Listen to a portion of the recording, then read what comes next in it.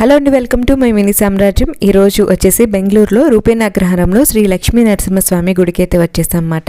ఈ క్షేత్రాన్ని వచ్చేసి శ్రీహరి క్షేత్రం, శ్రీహరి వైకుంఠ క్షేత్రం అని పేర్లండి. ఇది ఇంచుమించుగా 100 ఏళ్ల చరిత్ర గల ఆలయం అన్నమాట.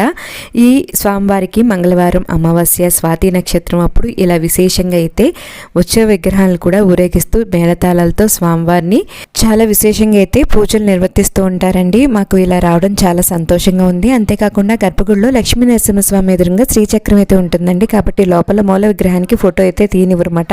చాలా అత్యద్భుతంగా ఉంటారు స్వామి అయితే. ఆ స్వామిని మనస్ఫూర్తిగా దర్శించుకుని బయటకైతే వచ్చేసామండి. ఇక్కడ భక్తులు విశేషంగా ఏదైనా మనసులో కోరికలు కోరుకుని ఇలా కందిపప్పుతో ఇన్ని వారాలు మంగళవారాలు అని చెప్పి ప్రదక్షిణలు అయితే చేస్తూ ఉంటారు. అంతేకాకుండా ప్రతి మంగళవారం ఇక్కడ అన్న సంతర్పణ అనేది చేస్తూ ఉంటారు. ఇక్కడ వచ్చిన ప్రతి ఒక్క భక్తులు వచ్చి ఆ టైంకి ఈ అన్న సంతర్పణలో పాల్గొంటూ ఉంటారు. మళ్ళీ నెక్స్ట్ వీడియోలో కలుద్దాం.